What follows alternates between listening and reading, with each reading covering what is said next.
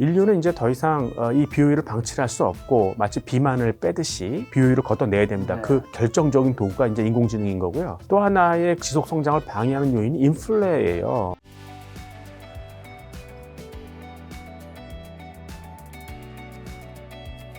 교수님 몇 년 전에 김 작가팀이 나와주셔서 성장주와 이런 쪽 투자하시는 분이셨던 걸 제가 기억하고 있는데 그 사이에 수익률이 굉장히 좋지 않으셨을까? 그 당시에 엔비디아 좀 많이 얘기했었고요.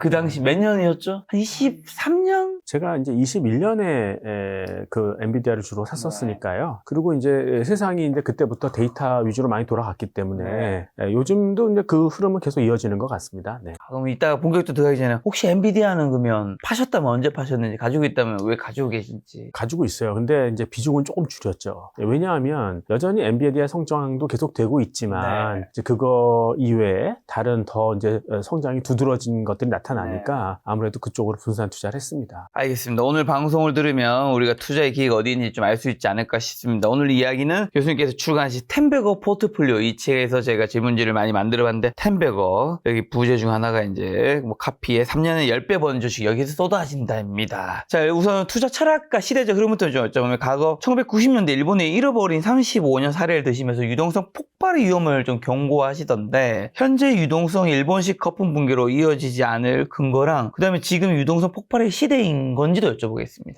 예, 유동성이 많을 수밖에 없는 거죠. 그러니까 많을 많은 수밖에 분들이 없다. 이제 미국이 돈을 풀어서 유동성이 많아졌다 이렇게 얘기를 하는데, 사실은 이 기업이 늙고 또 사람도 늙어서 그렇게 되는 거거든요. 그러니까 기업이나 사람이 늙으면 결국은 돈이 쓸 데가 없고, 그러니까 소비 별로 안 좋아하지 않습니까? 기업은 그런 물건 만들고 싶습니까? 결국은 그 남는 돈들이 다 금융시장, 뭐 주식이나 부동산 쪽으로 쏠려드는 거죠. 그래서 일본의 예를 들어드리면 1970년대 일본 화려했습니다. 정말 그 수출 기업들이 돈 많이 벌었죠. 근데 오히려 그때 돈은 모자랐어요. 왜냐하면 설비 증설을 해야 되지 않습니까? 그러니까 그쪽으로 돈은 다 빨려 들어가는 거죠. 근데 1985년도에 이제 그 플라자 합의를 맞은 다음에 일본 경제가 약간 주춤거리기 시작했죠. 기업의 어떤 그런 규모나 이익은 많이 늘어났는데 그 이후에는 결국 돈이 갈 데가 없는 거예요. 그러니까 이제 뭐 신규 투자할 때도 별로 없고, 그러니까 어딜 가겠습니까? 주식이나 부동산으로 가서 엄청난 거품을 만들었고요. 그게 이제 잃어버린 35년을 만든 거죠. 그래서 일본의 주가라든가 부동산 가격이 35년 전에 거품을 이제 뚫고 올라오는데 전고점을 돌파한 지가 얼마 되지 않았습니다. 그러니까 그만큼 그때가 좀 심했던 거죠. 그래서 지금도 돈은 많아요. 그러니까 이제 특히 이제 개인들 같은 경우도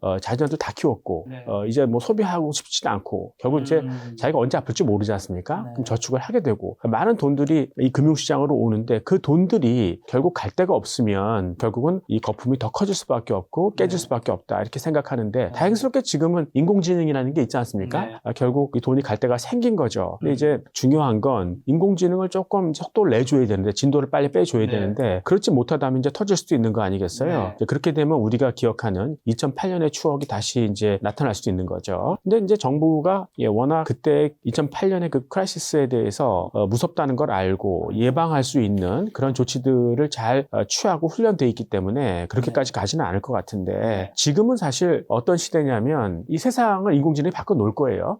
그러면 지금도 한 수십 배 오를 종목들이 분명히 있겠죠. 그렇죠. 근데 내년에 반토막 날 수도 있는 거고, 그걸 감안하고 사는 겁니다. 근데 결국은 그 수십 배 오를 수 있는 종목과 중간에 사라질 종목을 구분하는 게 제일 중요하지 않아요? 그래서 마이크로소프트 같은 경우도 2000년대 초반에 거품이 무너졌을 때 반토막 났었죠. 근데 그 고점에서 샀어도 지금 갖고 있으면 10배 이상 오른 거잖아요. 그러니까 그런 종목이 될 것이냐, 아니면 네스케이프나 야후처럼 그냥 사라질 종목으로 끝날 것이냐, 이걸 구분하는 게 중요하지, 결국 앞으로 변동성이 어떻게 된다 하더라도 결국 수십 배 오를 종목은 그렇게 갈 것이다 이렇게 생각을 하는 겁니다. 자, 그렇다면 오늘 인터뷰를 들으면 그걸 감안하는 방법과 구별하는 방법을 좀 알 수 있을 것 같은데, 성숙히 저분들 말씀하신 세계 경제에서 돈이 갈 곳을 있고 방황하고 있다고 하셨는데, 넘쳐나는 유동성이 사실 다른 곳으로 갈 수도 있잖아요. 왜 결국 인공지능인 거죠? 그렇죠. 그러니까 그만큼 인류가 그동안 비효율적으로 산 거죠. 그거를 효율화할 수 있는 게 결국 인공지능 아니겠습니까? 그러니까 인류가 지금 계속 성장을 하다가 굉장히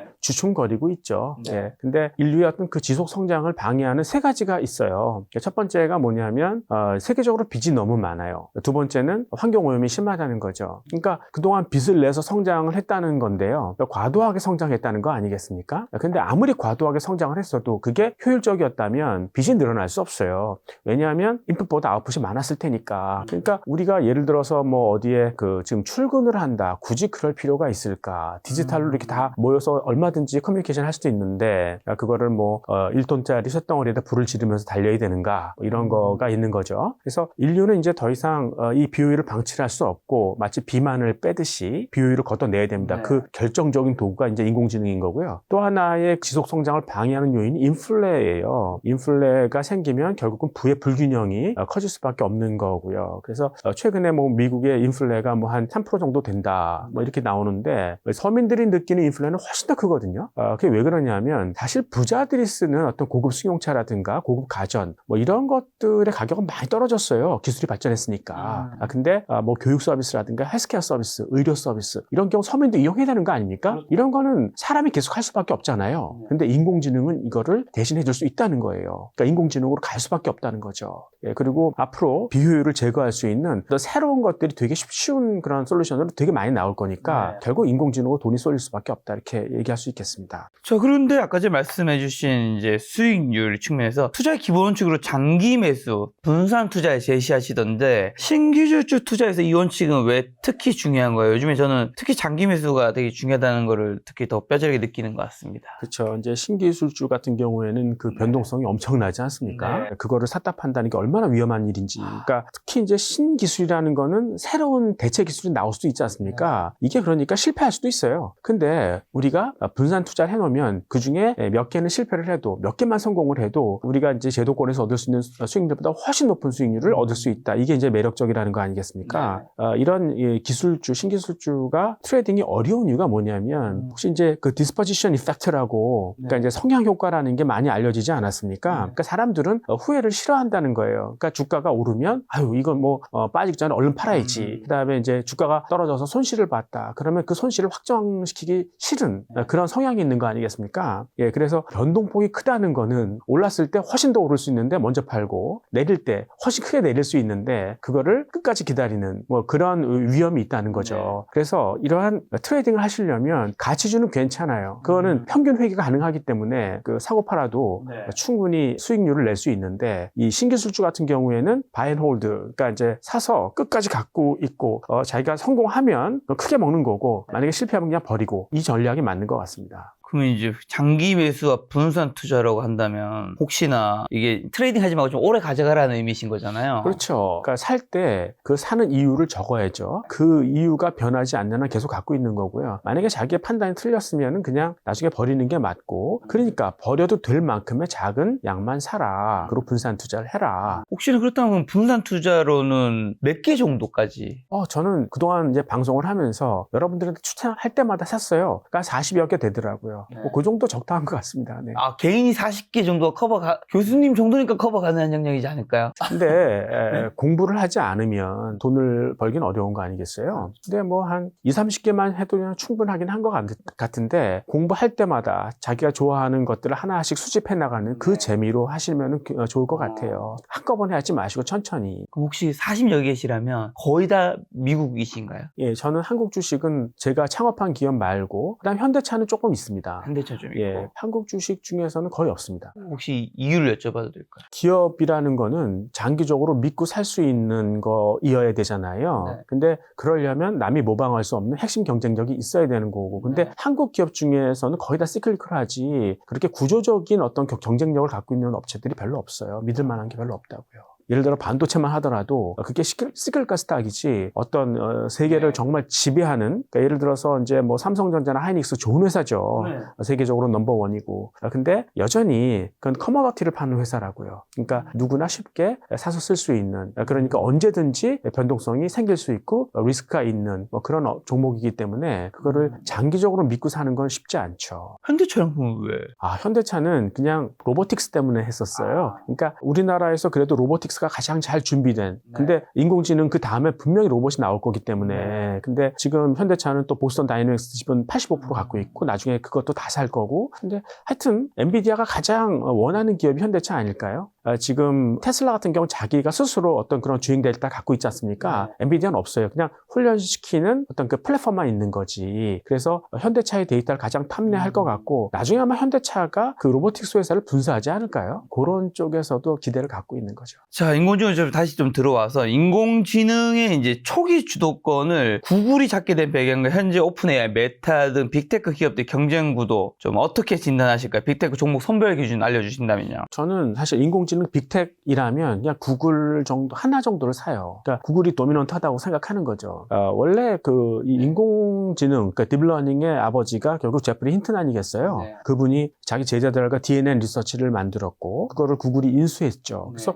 구글이 원탑이에요, 그냥. 그렇게 됐는데 그거를 견제하기 위해서 이제 일론 머스크가 2015년에 오픈AI를 이제 공동 창업을 했고 그 다음에 이제 일론 머스크가 떠난 다음에 마이크로소프트가 그 자리를 차지했었는데 결국은 여전히 이 구글은 자기가 넘버원이라는 그 자존심이 있고 남이랑 같이 하기 싫고 그냥 혼자 하고 싶고 그래서 자기의 아주 좀 독특한 그런 기술들을 내재화시켜서 어떤 뭐 제미나이나 구글 클라우드 같은데 접목시켜서 서비스를 고도화하고 싶은 그런 자존심이 있는 거죠. 가장 대표적인 게 알파폴드 아니겠어요? 2024년에 뭐 노벨상 화학상을 받았다고 그러는데 저는 노벨 화학상 잘 받은지 몰랐었는데 벌써 받았다고 그러더라고요. 그 정도로 이제 인류에 도움을 줄 수 있는 기술이다 이렇게 얘기가 되는데 그러니까 뭐 알파폴드가 뭔지 아시죠? 그러니까 치매에 걸린 사람의 뇌를 열어보니 베타 아밀로이드가 있더라. 그래서 그 물질이 치매를 유발하는 건가 보다 이렇게 생각했는데 정상적인 사람의 뇌를 열어봐도 그 물질이 있는 거예요. 도대체 뭔가 이런 생각했는데 이제 나중에 이 단백질이 만들어질 때 그러니까 2차원의 그 염기서열에 의해서 쭉 진행이 되다가 단백질 만들어질 때는 3차원으로 이렇게 접히거든요. 그 접히는 거에 따라서 이게 독성이 있을 수도 없을 수도 있는 거예요. 그러니까 이게 이제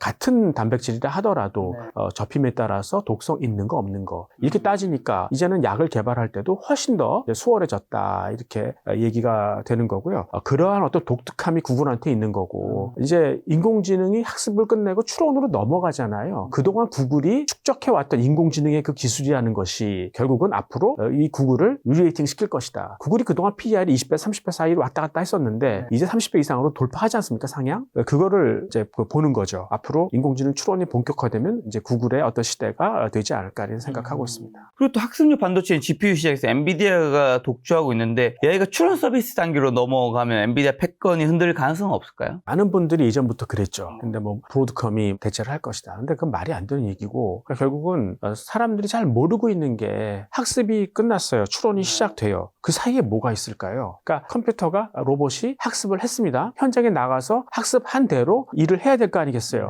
만약에 그렇게 안 되면 큰일 나는 거 아닙니까? 그러니까 이거를 학습된 대로 행동하는 거를 시뮬레이션이라 그래요. 근데 그 시뮬레이션을 지배하고 있는 게 엔비디아예요. 구글하고 둘이. 근데 엔비디아가 더 뛰어나죠. 그래서 엔비디아의 그 학습 도구 DGX 그리고 뭐 얘네가 그 시뮬레이션 그러니까 강화 학습까지 하는 거 뭐 그런 것들이 이제 아이작이고 현재양에서 그 제어하고 통제하는 실행하는 그러한 플랫폼이 뭐 제슨 이런 것들이 있다는 거예요. 그래서 그것이 결국은 이 플랫폼의 표준이고 그걸 대체할 수 없기 때문에 엔비디아의 시대가 그러니까 추론으로 넘어간다 하더라도 이 시뮬레이션이 되게 많아질 거 아니에요. 거기서 새로운 어떤 수익원을 잡을 수 있을 것이다. 그리고 GPU가 그동안 많이 지금 사용이 됐지 않습니까? 내용 연수가 한 5년 되지 않나요? 그거보다 안 될 수도 있고 그럼 그 교체 수요 다 누가 공급할까요? 그리고 이 추론에서도 GPU가 많이 쓰입니다. 그러니까 예를 하나 들어드릴까요? 자율주행을 하다가 저 앞에 어떤 도로 위에 물체가 있습니다. 그거를 그러면 어떻게 할까요? 자동차가 일단 옆을 한번 보는 거죠. 그래서 달려오는 자동차가 있다?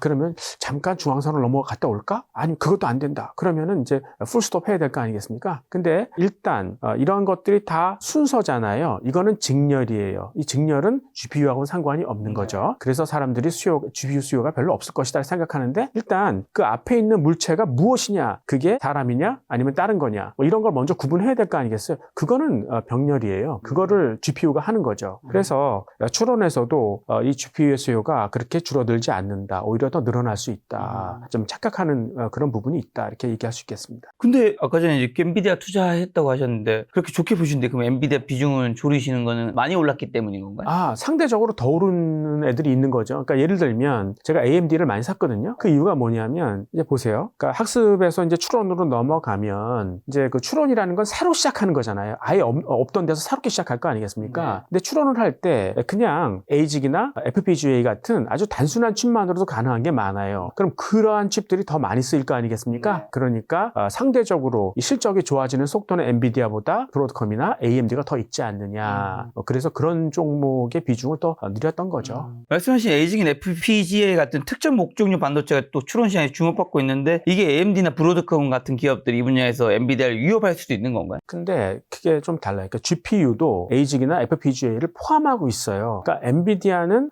ASIC이나 FPGA 같은 단순한 칩은 안 만들어요. 근데 그것들을 가져다가 그거를 잘 조합을 해서 어떤 아키텍처를 만드는 거죠. 그러니까 약간 좀 부분이 좀 다르다. 그래서 ASIC이나 FPGA를 하는 이 AMD나 브로드컴이 엔비디아를 대체하는 게 아니고 다만 그냥 GPU까지 필요 없고 그냥 ASIC이나 FPGA 정도에서 끝나는 그러한 칩들도 많기 때문에 오히려 수요가 이제 브로드컴이나 AMD가 더 많다. 뭐 그 정도 얘기입니다. 자, 또 그리고 AI 지능 높이기 위해서 메모리 반도체와 반도체 간 연결이 필수적이라고 하시던데 이것이 한국 기업들에게는 기회일까요? 위기일까요? 일단은 지금 중요한 게 인공지능은 빠르게 계산해야 되잖아요. 그럼 네. 반도체 간의 연결이 되게 중요합니다. 그래서 이렇게 보면 뭐 가속기의 어떤 그 능력, 계산을 빨리 할 수 있는 능력 이것도 중요하지만 사실 계산 규모가 커지다 보면 이 가속기의 성능보다도 메모리에서 그 데이터를 가져오는데 걸리는 시간이 더 걸린다는 거죠. 근데 그거를 관장하는 게 어디냐면 CXL, Compute Express Link라는 그런 것이에요. 그러니까 그런 표준을 하는 곳은 아스테라 랩스라는 그런 회사이죠. 근데 이 아스테라 랩스가 메모리를 이제 할당을 하거든요. 과거에는 기능성 칩들, 뭐 CPU나 뭐 GPU 같은 게 각자 메모리를 갖고 있었어요. 근데 그것들이 호환하려면 각자 메모리를 갖고 있으니까 얼마나 복잡하겠어요. 그러니까 그러지 말고 공통 메모리를 써라. 그리고 거기서 비메모리 칩이 메모리를 요구한다면 거기서 할당을 해라. 공통 메모리에서. 그거를 누가 주관하냐면 CXL이 주관을 한다. 이렇게 되는 거죠. 그럼 아스테라 랩스 같은 표준에서 삼성전자한테 야 얘네한테 이거 얼마 배당해 할당해 딱 그러면 삼성전자가 그걸 기가 막히게 한다는 거예요. 그래서 CXL을 가장 잘 메모리단에서 수행할 수 있는 그런 업체가 삼성전자다. 뭐 이렇게 얘기하는 거고 인공지능이 계산을 빨리 하려면 반도체가 좀 미세화되어야 되거든요. 그러니까 미세화된다는 얘기는 어떻습니까? 이 가까운 거리에서 통신할 수 있으니까 훨씬 더 빠르고 신호가 빠르게 전달되고 그다음에 전기를 덜 써도 되고 그러니까 당연히 열도 덜 나고 이게 굉장히 원하는 거거든요. 근데 이제 그렇게 하려면 그 미세한 사이를 여러 길을 내야 돼요. 그러니까 그거를 이제 하이브리드 본딩이라고 그러죠. 그래서 하이닉스가 그거를 여지껏 잘해왔지 않습니까? 어떻게 보면 하이닉스가 그렇게 하이브리드 본딩에서 조금 잘할 수 있었던 이유, 특히 이제 후공정 쪽에서 잘할 수 있었던 이유는 삼성전자 덕분인지도 몰라요. 그러니까 삼성전자가 전공정에서 워낙 잘했잖아요. 수율이 워낙 좋았지 않습니까? 그러니까 가격을 막 깎는 거예요. 이 하이닉스가 거기서 이제 그 등살에 못 이겨가지고 우린 뭘 하지? 우리 후공정이라도 더 해볼까? 뭐 이런 쪽 아니겠습니까? 그리고 이 삼성전자가 후공정 쪽을 너무 약간 좀 등한시했었어요. 그러니까 삼성전자의 후공정 하시던 분들이 화가 나서 하이닉스로 옮겨왔다. 이런 후문도 있고. 하여튼 이런 사이에서 이제 그 하이닉스가 잘 나가고 있는데 이제 HBM4가 나오는 거 아니겠습니까? 그러니까 HBM이라는 게 그 반도체가 여러 도로를 뚫는 건데 더 많은 도로를 미세하게 뚫어라. 이렇게 가는 거죠. 지금까지 잘해왔는데 앞으로 더 잘할지 그거는 한번 지켜볼 필요가 있지 않겠는가. 근데 이제 사실 이러한 여러 도로를 뚫는 게 누구의 기술이냐면 비메모리 생산의 기술이에요. 그러니까 TSMC가 옛날에 하던 기술이라고요. 근데 메모리 단에서 물론 TSMC가 안 해봤지만 하여튼 원래 그 솔루션을 좀 많이 갖고 있는 거죠. 하이닉스가 만약에 HBM4에서 잘 못 따라온다. 여러 도로를 잘 못 뚫는다. 불량률이 높아진다. 그러면 불량을 계속 두고 볼 수는 없잖아요. 그럼 그냥 메모리 단순하게 만들어. 그리고 그렇게 되면 이제 이 메모리하고 비메모리 사이를 연결해주는 게 인터포저라고 있거든요. 그게 좀 복잡해져요. 그 문제, 거기는 TSMC의 영역이니까 TSMC가 해야 되는 일들이 많아지는 거죠. 그러니까 그건 내가 커버할게. 이제 그렇게 되면 부가가치가 하이닉스에서 TSMC로 좀 넘어가게 되는 거 아니냐. 그래서 일단 한번 HBM4에서의 어떤 수율을 한번 봅시다. 그걸 보고 확인하고 따라갑시다. 뭐 이런 거고요. 물론 거기서 하이닉스가 더 잘한다. 그러면은 뭐 이쪽은 수요 초과하기 때문에 할 수 있는 일이 더 많아지니까. 그리고 나중에는 어떨까요? 이런 하이브리드 본딩에서 실력이 좋아지면 우리가 시스템 반도체, 그러니까 비메모리 쪽도 삼성전자도 그렇고 하이닉스도 그렇고 그쪽으로 넘어갈 수 있는 기초를 마련하게 되는 거 아닐까요? 그러니까 기회와 위협이 굉장히 상존한다. 이렇게 볼 수 있겠습니다. 그리고 또 중국의 AI 기술이 변수 통제와 데이터 전처리를 통해서 효율성을 극대화하고 있다고 평가하시던데 중국이 특정 하드웨어 분야에서 미국을 추월할 수 있을까요? 그거는 되게 특화된 그 분야 분야에서 그렇게 할 수 있고요. 그러니까 전반적으로 인공지능의 표준을 담당하는 게 미국이지 않습니까? 그러니까 엔비디아의 아까 그 플랫폼들이 다 표준이잖아요. 운영체계도 미국이 갖고 있지 않습니까? 중국은 하고 싶은 게 뭐냐면 요 한 분야, 예를 들어서 공작 기계다. 그러면 그 분야에서는 이제 그 자기가 갖고 있는 어떤 도메인, 그 공작 기계 하는 그런 기술들, 그런 거를 접목시켜 가지고 그 분야에서 내가 제일 잘할게. 뭐 이렇게 이제 가는 거죠. 전반적으로 미국이 석권하고 있는 거고. 근데 이제 미국은 그런 중국이 어떤 틈새 시장에서 정착하는 것도 용인하지 않으려고 그러는 거죠. 그래서 관세를 매기면서 한국, 일본, 대만 분들이 미국으로 들어와라. 그래서 그러한 구체적인 솔루션들, 중국과 대항할 수 있는 것들을 미국에서 만들어라. 이렇게 되는 거 아니겠습니까? 그렇다면 지금 인공지능과 AI 반도체 측에서 교수님께서 좀 좋게 보시는 미국의 종목은 어떤 것들이 좀 해당되는 거? 지금 방금 언급된 것들은 뭐 구글, 엔비디아, AMD, 브로드컴 뭐 이런 것들이 나오긴 했는데 당장 실적으로 이제 연결되는 게 일단 데이터 센터 만들어야 되잖아요. 빠르게. 그렇게 되면 이제 반도체도 들어가는데 반도체도 많이 필요하고 그리고 이제 거기 GPU보다는 ASIC이나 FPGA 수요가 늘어날 테니까 그거 전문하는 AMD나 브로드컴 말씀드렸고 또 CXL도 중요해지니까 아스트랄랩스 그 다음에 엣지 컴퓨팅이라고 있어요. 그러니까 계산을 할 때마다 중앙 서버를 들락거리면은 너무 이제 교통량이 많아지고 붐비지 않습니까? 그러니까 웬만한 건 그냥 지역에서 그냥 다 계산해라. 서버를 중앙 서버 말고 지역 서버를 막 두는 거죠. 그러니까 모듈형 데이터 센터를 만들 수 있는 업체가 누구냐? 그러면은 이제 볼티프라는 업체가 있어요. 그러니까 볼티프는 원래 그 서버가 되게 열이 많이 나지 않습니까? 그러면 그거를 액체에다 담궈요. 그래서 식혀버리는 거죠. 그리고 보조 전원도 잘 만듭니다. 그러니까 이 데이터 센터의 하드웨어는 다 섭렵하고 있는 거죠. 그래서 모듈형 데이터 센터를 만들 수 있어요. 그러니까 볼티프 괜찮습니다. 그리고 데이터 스토리지가 꽤 중요합니다. 그러니까 데이터를 저장했다 빼서 쓰는 그 시간도 꽤 걸리거든요. 그거를 아주 원활하게 잘할 수 있는 퓨어 스토리지나 아니면 넷앱 이런 업체들이 당장 실적을 낼 거고 이제 그 다음부터는 이제 앞으로 도래할 뭐 이제 인공지능의 인프라, 그다음에 양자 컴퓨터 뭐 이런 쪽으로 장기적으로 이제 실적이 나올 만한 업체를 주목해 볼 필요가 있는 거죠. 한국 분들이 특히 많이끔 투자하고 있는 M7 빅테크 중에서는 그냥 구글을 가장 좋게 보시는 건가요? 예, 구글을 가장 좋게 보고요. 나머지 그럼 투자를 안 하시는가요? 아니면 구글만 많이 하고 있다는 의미인 건가요? 분산 투자를 하는 데 있어서 빅텍 같은 거 굳이 분산 투자할 이유가 없지 않습니까? 가장 도미넌트 하면 되는 거죠. 그러니까 조그만 업체들은 뭐가 나중에 될지 어떻게 모르니까. 그러니까 분산 투자를 하는데 구글이 망하겠어요. 아니면 애플이 망하겠어요. 근데 애플보다 구글이 나으니까 그냥 구글로 그냥 가는 거죠. 근데 성장주 텐베거 포트폴리오 투자하시는 교수님께서 그러면 테슬라는요? 테슬라는 뭔가 미래 성장에 우주도 있고 로봇도 있고 자율주행도 있고 많잖아요. 너무. 좋은 주식이죠. 요즘에도 워낙 많이 올랐고요. 네, 좋은 주식입니다.